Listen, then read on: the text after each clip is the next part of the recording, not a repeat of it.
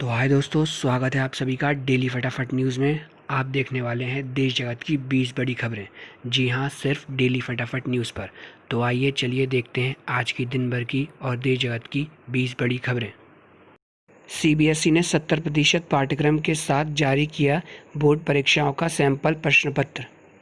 National conference के नेता और जम्मू कश्मीर के पूर्व मुख्यमंत्री फारूक अब्दुल्ला ने अनुच्छेद 370 को लेकर विवादित बयान दिया है। उन्होंने उम्मीद जताई है कि जम्मू कश्मीर में दोबारा अनुच्छेद 370 की बहाली में चीन से मदद मिल सकती है। इसके साथ ही उन्होंने मोदी सरकार के इस कदम का समर्थन करने वालों को गद्दार बताया है। खबर रामपुर से है।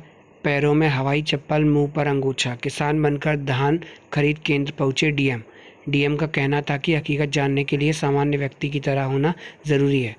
वहीं एक शख्स के खिलाफ एफआईआर की गई है। एक सरकारी कर्मचारी के खिलाफ विभागीय कार्रवाई के आदेश दिए गए हैं।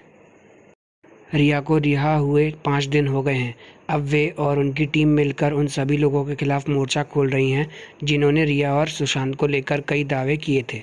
इनमें सबसे पहला नाम रिया की पड़ोसन डिंपल थवानी का है। एडवोकेट सतीश मानशिंदे ने एक स्टेटमेंट जारी करते हुए इस बात की जानकारी दी है कि वे सबसे पहले डिंपल को एक्सपोज कर रहे हैं कि उन्होंने झूठ कहा था। एलजेपी की अगुवाई कर रहे चिराग पासवान ने दिवंगत पिता रामविलास पासवान के अंतिम संस्कार के लिए किए गए इंतजामों को लेकर प्रधानमंत्री नरेंद्र मोदी का आभार जताया है। हालांकि उन्होंने इस बार भी मुख्यमंत्री नीतीश कुमार को नज़रअंदाज किया। राजस्थान के करौली जिले के एक गांव में हुई पुजारी की हत्या का मामला मीडिया में छाया हुआ है। विभिन्न टीवी चैनल्स पर आयोजित होने वाली टीवी डिबेट में भी इस मुद्दे पर खूब चर्चा हो रही है। रिपब्लिक भारत में एक टीवी डिबेट कार्यक्रम में इसी मुद्दे पर बातचीत के दौरान कार्यक्रम में बतौर पैनलिस्ट मौजूद एक महंत ने सोनिया गांधी को ताड़का बता दिया और कहा कि राजस्थान के मुद्दे पर राक्षसी की आवाज़ नहीं निकली। देश और दुनिया में बढ़ते कोरोना संक्रमण के बीच लोगों को कोरोना की एक कारगर और सुरक्षित वैक्सीन का इंतजार है। रूस और चीन ने प्रायोगिक तौर पर लोगों को वैक्सीन देना शुरू कर दिया है। हालांकि वैश्विक स्तर पर दुनिया भर के देशों ने इन दोनों देशों की वैक्सीन की सफलता को स्वीकार नहीं किया है। वहीं दूसरी ओर भारत समेत कई देशों में वैक्सीन पर तेज़ी से काम हो रहा है। भारत की देसी कोरोना वैक्सीन कोवैक्सीन, जिसे भारत बायोटेक कंपनी आईसीएमआर के सहयोग से बना रही है, वह सफलता के करीब पहुंच गई है। खबरों के मुताबिक कोवैक्सीन के अंतिम चरण का ट्रायल जल्द ही शुरू हो सकता है। हाथरस केस में पीड़िता की फर्जी रिश्तेदार बनकर रह रही थी महिला राजकुमारी बंसल को जबलपुर मेडिकल कॉलेज ने नोटिस भेजा है। मीडिया रिपोर्ट्स के मुताबिक महिला की तस्वीर और वीडियो सोशल मीडिया में सामने आने के बाद से जबलपुर मेडिकल कॉलेज के डीन पीके कसार ने नोटिस जारी कर उनसे जवाब मांगा है। कसार ने कहा कि एक शासकीय सेवक के किसी भी तरह के आंदोलन में शामिल होने को कदाचार माना जाएगा। नेहा कक्कड़ की इस पोस्ट पर आदित्य नारायण ने अपनी इंस्टाग्राम स्टोरी के जरिए रिएक्शन दिया है। उन्होंने 2 फोटो शेयर की है। पहली फ़ोटो में उन्होंने नेहा कक्कड़ और रोहनप्रीत सिंह को बधाई दी, तो दूसरी फ़ोटो में उन्होंने चुटकी लेते हुए लिखा, तो गोवा वाले बीच में मुझे क्यों लूटा, अच्छा सिला दिया तूने। आदित्य नारायण की इस पोस्ट पर फैंस भी जमकर रिएक्शन देने लगे हैं।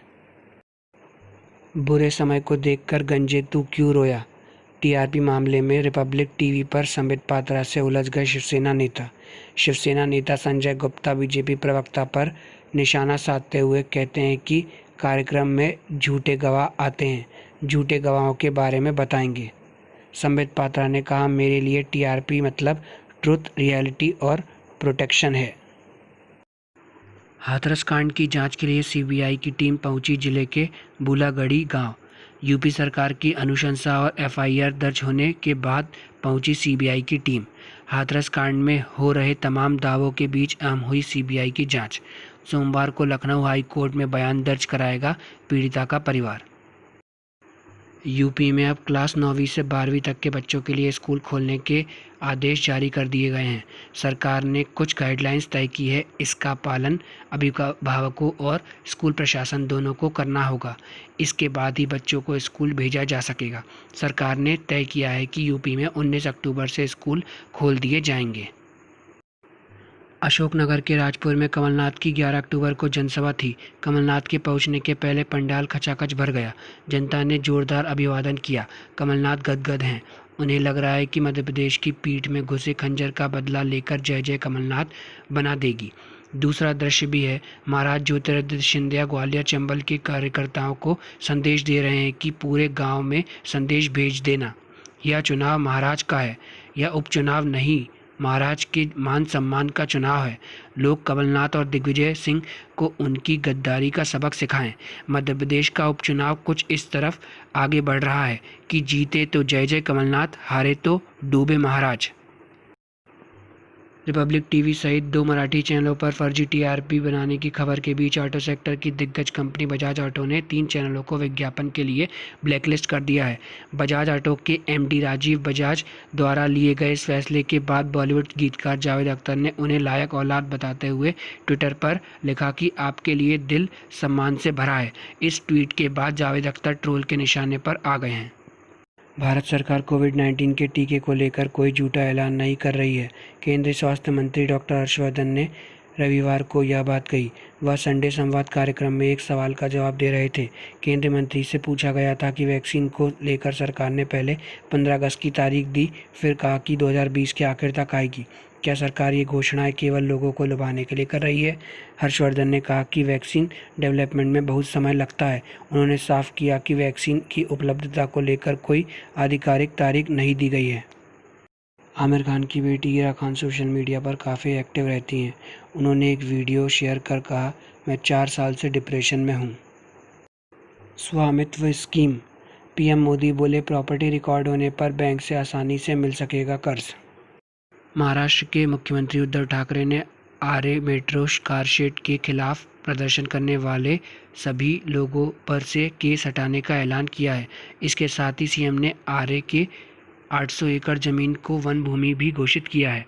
सीएम ने कहा कि हमने शिवसेना के रूप में पहले भी इसे कारशेड का विरोध किया था। सीएम ने कहा कि अब मेट्रो कारशेड कंजू मार्ग पर शिफ्ट किया जाएगा। आरे में कोई कारशेड नहीं होगा। उन्होंने बताया कि कंजू मार्ग सरकारी ज़मीन है, इसलिए वहां कारशेड ट्रांसफ़र करने से कोई अतिरिक्त कास्ट नहीं आएगा। हाथरस कांड से खबर है। राहुल गांधी का योगी सरकार पर हमला, बोले कई भारतीय दलित, मुसलमान और आदिवासियों को इंसान नहीं समझते। आज संडे सुपर मुकाबले में आईपीएल में 2 मैच खेले गए। वहीं पहला मैच जो 26वां मैच था, सहारा और राजस्थान रॉयल्स के बीच में खेला गया, जहां सहारा ने 158 रन बनाए थे। वहीं राजस्थान रॉयल्स ने बैटिंग करते हुए 163 रन बना पाए और राजस्थान रॉयल्स ने 5 विकेट से मैच जीत लिया। वहीं 27वां मैच दिल्ली कैपिटल और मुंबई इंडियंस के बीच खेला गया। वहीं दिल्ली कैपिटल ने 162 रन बनाए थे 20 ओवर में, जहां बैटिंग करने उतरी मुंबई इंडियंस की टीम 166 रन 5 विकेट पर 19 ओवर 2 बॉल शेष रहते बना सकी। वहीं मुंबई इंडियंस 5 विकेट और 2 बॉल शेष रहते जीत गई। तो अगर ये वीडियो अच्छी लगी हो तो लाइक, शेयर और सब्सक्राइब ज़रूर करें दोस्तों। धन्यवाद।